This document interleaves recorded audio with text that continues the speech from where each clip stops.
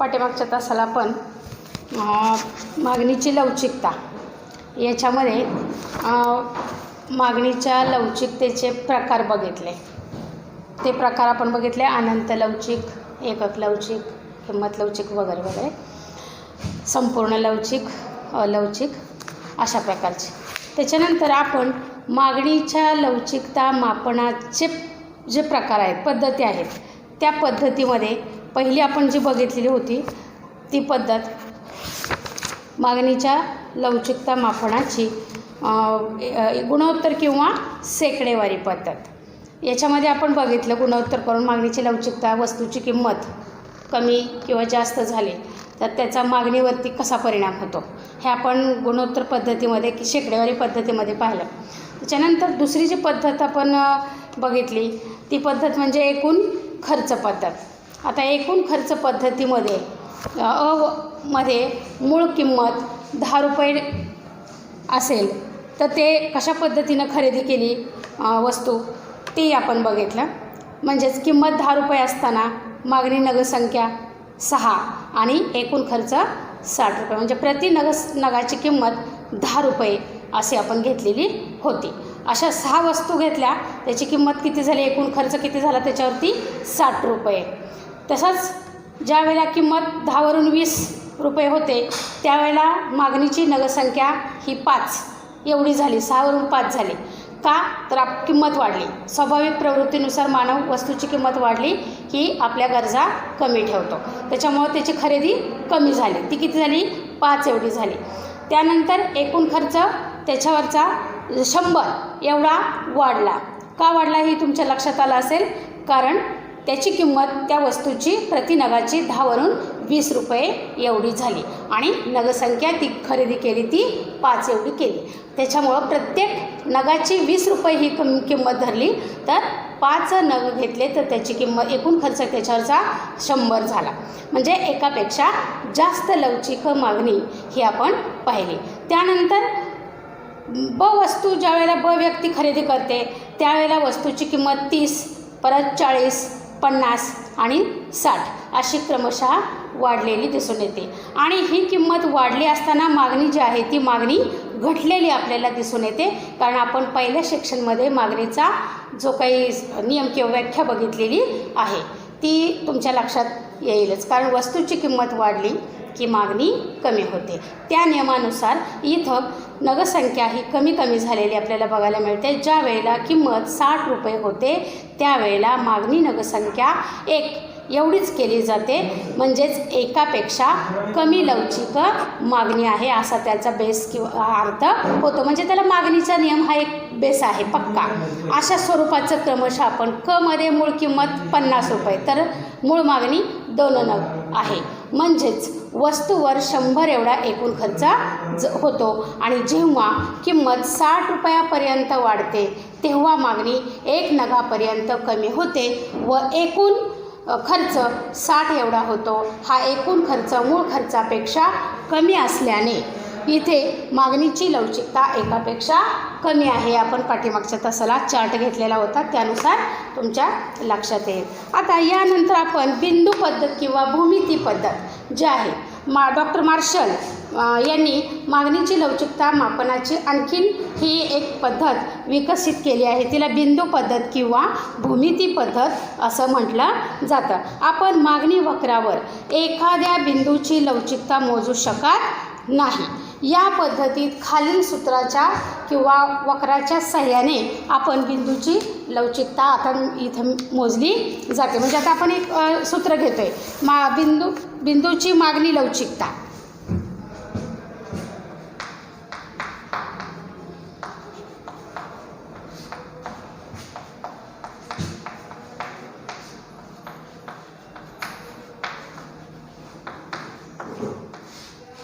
मागणी लवचिकता बरोबर मागणी वक्रावरील बिंदूपासूनचे खालचे अंतर. मागणी वक्रावरील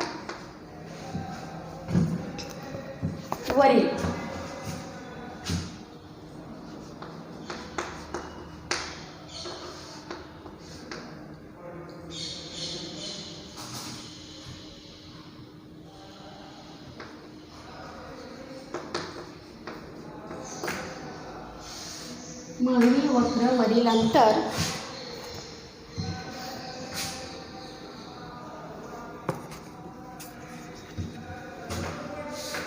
मागणी वक्रावरील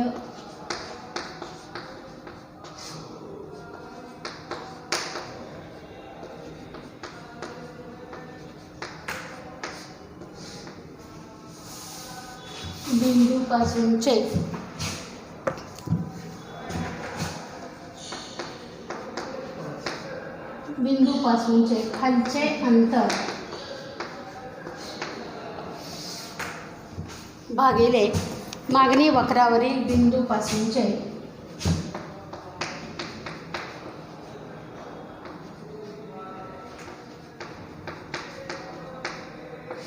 मागणी वक्रावरील बिंदूपासूनचे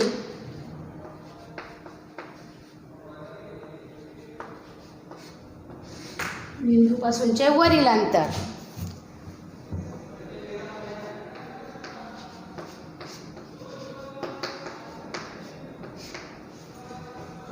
हे जे सूत्र आपण घेतलेलं आहे याला रेषीय मागणी वक्र असंही म्हटलं जातं. रेषीय मागणी वक्र. रेषीय मागणी वक्र.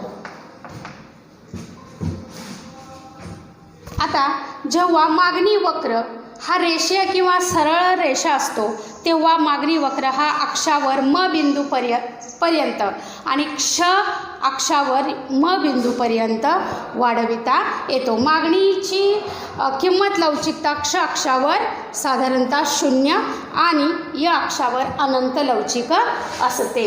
हे आपण आकृतीच्या सहाय्याने किंवा डायग्रामच्या सहाय्याने आपल्याला सांगता येईल.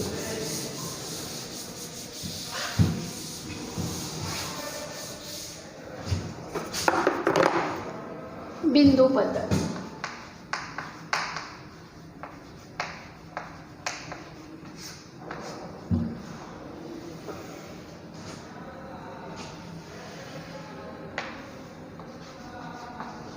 य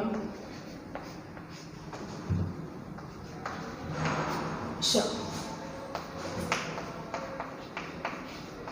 मागणी किंमत.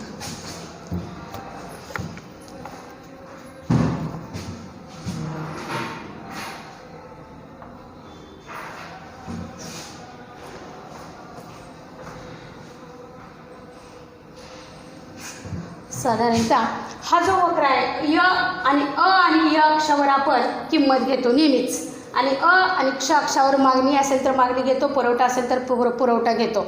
म्हणजे पुरवठा नगसंख्या घेतो किंवा मागणी नगसंख्या घेतो.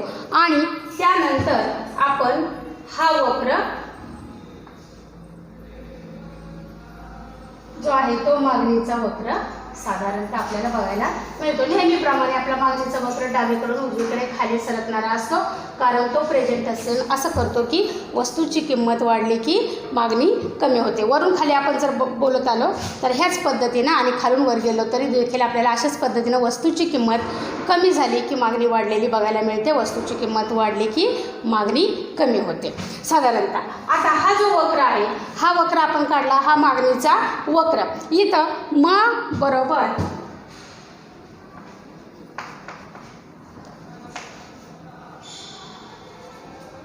हा म, ईडी बरोबर अनंत, त्यानंतर ईडी बरोबर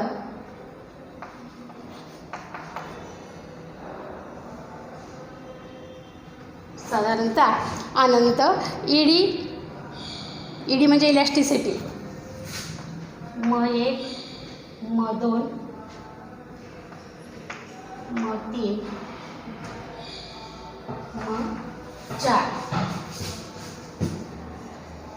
म3 म4 आणि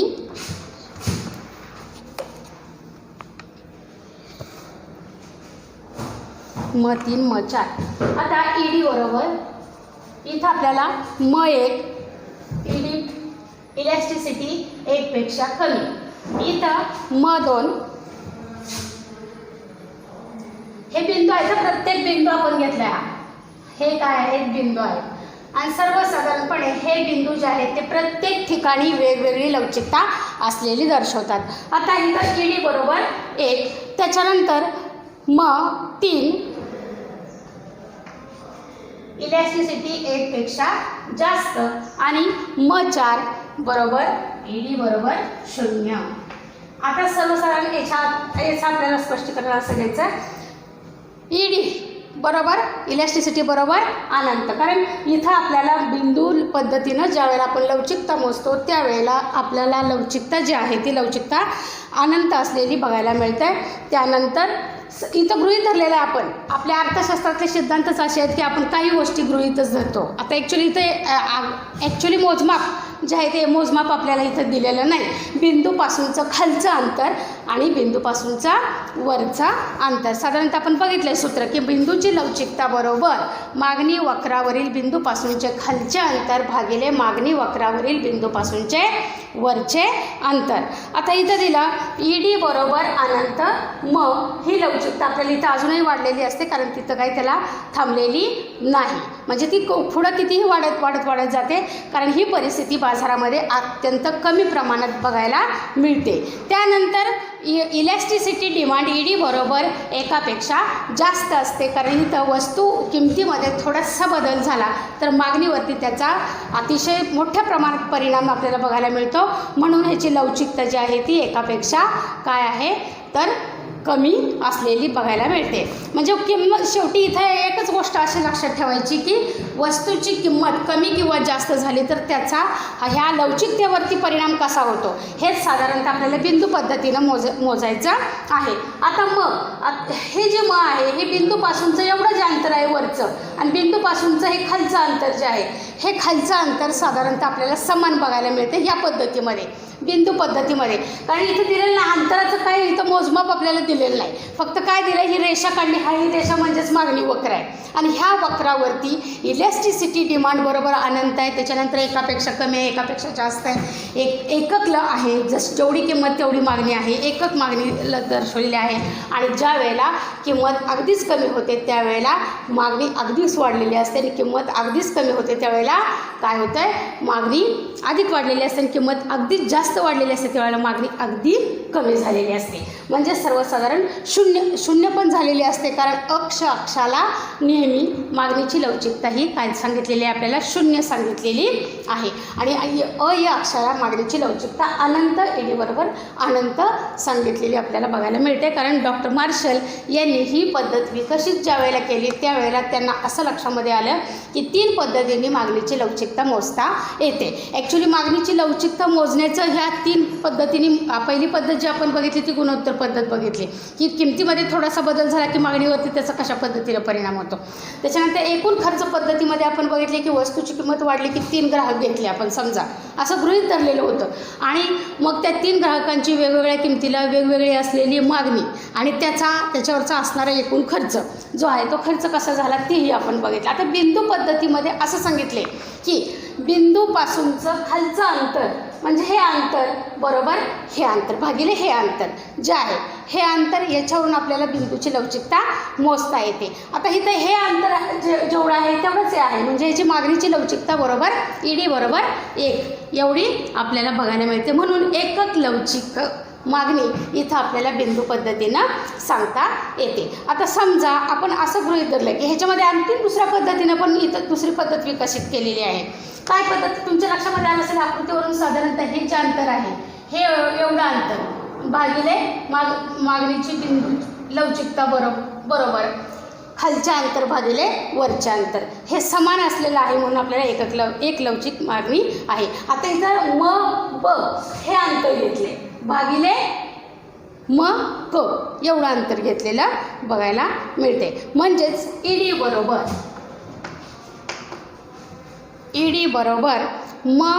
ब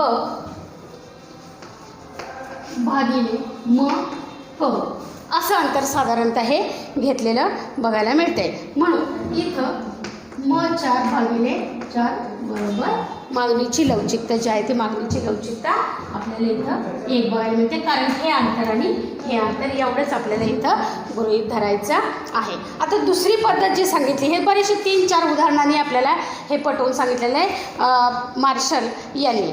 आता दुसरी जी पद्धत आहे त्यांच्यामध्ये आपण समजा हे जर अंतर घेतलं 2 सेंटीमीटर एवढं अंतर घेतलं, हे 2 सेंटीमीटर अंतर जर आपण घेतलं तर मागणीची लवचिकता त्या पद्धतीनं इथं आपल्याला बघायला मिळते, कमी जास्त झालेली बघायला मिळते. आता तिसरी जी पद्धत आहे ही बिंदू पद्धत आपण बघितली.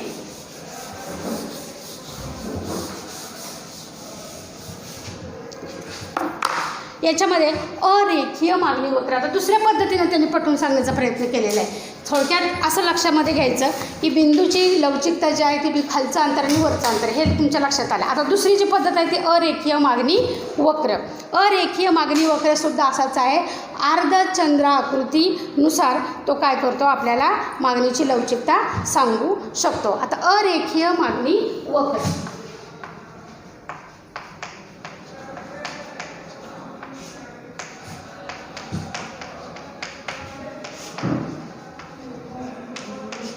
अरेखीय मागणी वक्र जो आहे हा सुद्धा एक आकृतीच्या सहाय्याने आपल्याला स्पष्ट करावायचा आहे. मागणीची लवचिकता बरोबर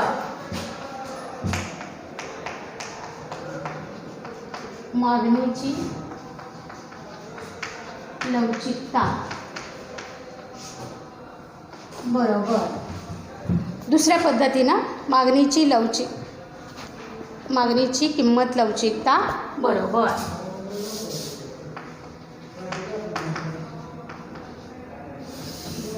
घेते आता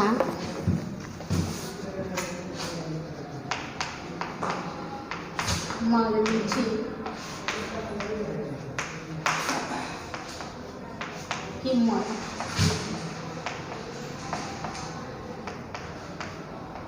लवचिकता बरोबर स्पर्श रेषेवरील बिंदूपासूनचे खालचे अंतर, स्पर्श रेषेवरील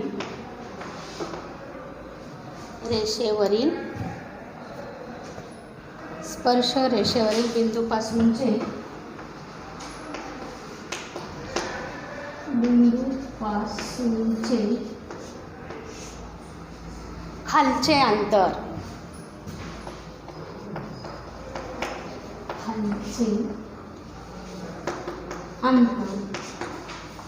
भागिले स्पर्श रेषेवरील बिंदूपासूनचे वरचे अंतर,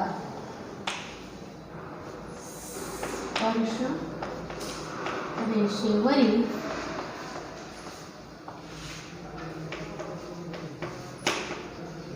बिंदूपासूनचे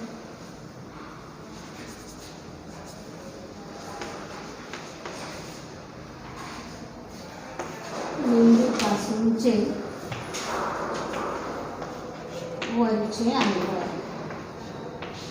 इथे आपल्याला एक आकृतीच घ्यावी लागणार आहे आणि अरेखीय मागणी वक्र जो आहे तो कसा असतो ते आपल्याला बघावयाचं आहे. आता अरेखीय मागणी वक्र जो आहे तो साधारणतः अशा स्वरूपाचा आपल्याला बघायला मिळतो.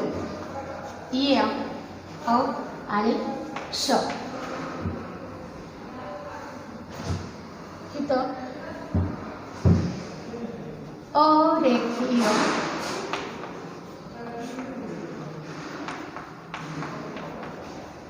मागणी वक्र. आता अरेखीय मागणी वक्र जो आहे तो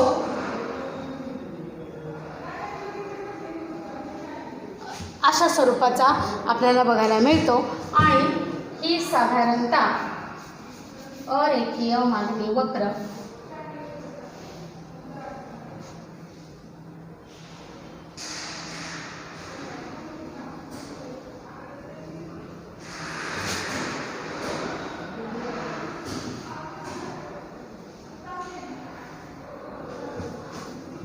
अरेखीय मागणी वक्र M1 आणि हा जो वक्र आहे तो स बिंदूमध्ये इथं आपल्याला बघायला मिळतो.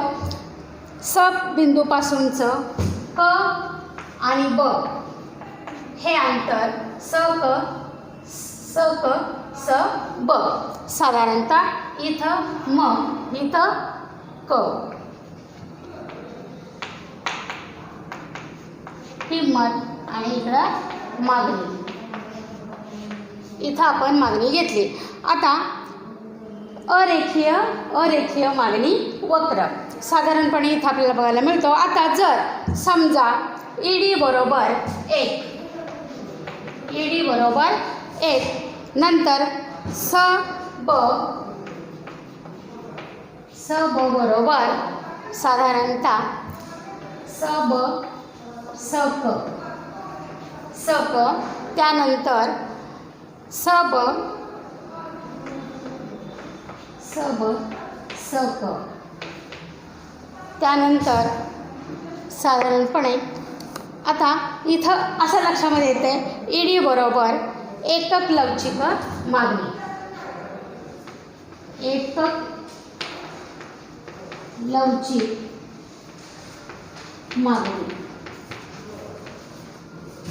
लवचिक मागणी स ब स क म्हणजेच ईडी बरोबर एकापेक्षा एक आणि स ब स क पेक्षा म्हणजे ईडी बरोबर एकापेक्षा जास्त. हे साधारणतः इथं आपल्याला म्हणजेच कमी लवचिक मागणी अधिक लवचिक मागणी अधिक आणि इथं कमी लवचिक मागणी इथं आपल्याला बघायला मिळते. म्हणजेच साधारणपणे ह्या अशा पद्धतीनं 3 पद्धती ज्या आहेत त्या डॉक्टर मार्शल यांनी विकसित केलेल्या आपल्याला बघायला मिळते. पहिली पद्धत जी बघितली ती तुमच्या लक्षामध्ये आली, गुणोत्तर पद्धत किंवा शेकडेवारी पद्धत. वेगवेगळ्या पद्धतीनं तुम्ही ती पद्धत म्हणजे त्याचा अभ्यास केल्यानंतर लक्षामध्ये येत आहे. त्यानंतर दुसरी पद्धत जी आहे त्या पद्धतीनं देखील वेगवेगळ्या अशा 3 प्रकारच्या पद्धती त्यांनी सांगितल्या आहे. दुसरी पद्धत बघितली एकूण खर्च पद्धत. एकूण खर्च कसा होत जातो, खर्च वेगवेगळ्या वस्तूंवरती कसा खर्च होत असतो, मागणी कशी येत असते वगैरे वगैरे. त्यानंतर तिसरी जी पद्धत आहे ती बिंदू पद्धत किंवा अरेखीय पद्धत. इथे आपल्याला फक्त याच्यामध्ये असं घेतलेलं आहे की बिंदू अ स क स ब हे जे अंतर आहे हे अंतर आणि हे अंतर भागिले हे अंतर अशा पद्धतीने घेतला आणि इथं आपण स्पर्शबिंदूपासूनचं खालचं अंतर आणि वरचं अंतर अशा प्रकारची आपण ही मागणीची जी लवचिकता आहे ती लवचिकता मोजण्याचा प्रयत्न डॉक्टर मार्शल यांनी केलेला आपल्याला बघायला मिळत आहे. आता इथं जे हे लवचिकता ज्या आहेत ह्या लवचिकता मापनाच्या पद्धती आपण बघितल्या. साधारणपणे इथं लवचिकता निर्धारित करणारे घटक वगैरे हे काय बहुतेक आपल्याला याच्यामध्ये अभ्यासासाठी नाही. तर लवचिकतेचे प्रकार, मागणीच्या लवचिकतेचे प्रकार, किंमत लवचिकतेचे प्रकार आणि लवचिकता मोजण्याच्या पद्धती साधारणतः आपल्याला या प्रकरणामध्ये आपण अभ्यासलेल्या आहेत. आणि त्याचबरोबर मागणीची लवचिकता जी आहे त्या लवचिकतेचे प्रकार देखील आपण बघितलेले आहेत. उत्पन्न लवचिकता, त्याचबरोबर छेदक लवचिकता, त्याचबरोबर किंमत लवचिकता हे साधारणतः आपण बघितले. आणि किंमत लवचिकतेचे 5 प्रकार जे आहेत ते 5 प्रकार देखील आपण बघितलेले आहेत. आता इथे ही मागणीची लवचिकता हा जो घटक आहे हा घटक साधारणपणे इथं संपलेला बघायला मिळतो आहे, म्हणजे संपलेलाच आहे. यानंतरचं जे आहे ते प्रकरण आपण पुढच्या तासाला बघूया. त्याचबरोबर पुरवठा विश्लेषण जे आहे ते पुरवठा विश्लेषण आपण नंतरच्या तासाला बघूया. लक्षात आलं का? हे खालचं अंतर आणि वरचं अंतर हा जो आहे तो म 1 हा मागणी वक्र आहे. हा लवचिक स बिंदूमध्ये इथं त्याला काय झालेलं आहे, छेदलेला आहे. स बिंदूपासूनचं स ब आणि क स हे अंतर आपण इथं घेतलेलं आहे. स ब हे टोटल आहे, म्हणून इलॅस्टिसिटी जी आहे ते इलॅस्टिसिटी एकापेक्षा जास्त एकापेक्षा कमी जे आहे ते आपल्याला इथं बघायला मिळतं. आणि ईडी बरोबर एकक लवचिक जी मागणी आहे ती देखील आपल्याला इथं बघायला मिळते आहे. जर स ब बरोबर स क असेल तर ईडी बरोबर 1 साधारणतः अशा पद्धतीचं हे आपल्याला इथं लवचिकता जी आहे ती लवचिकता आपण पाहिलेली आहे.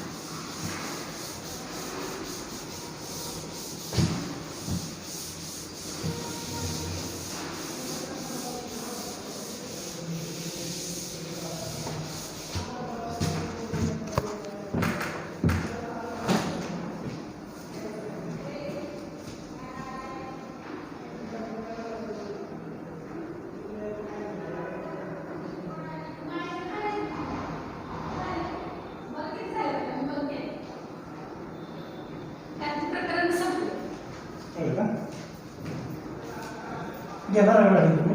कागद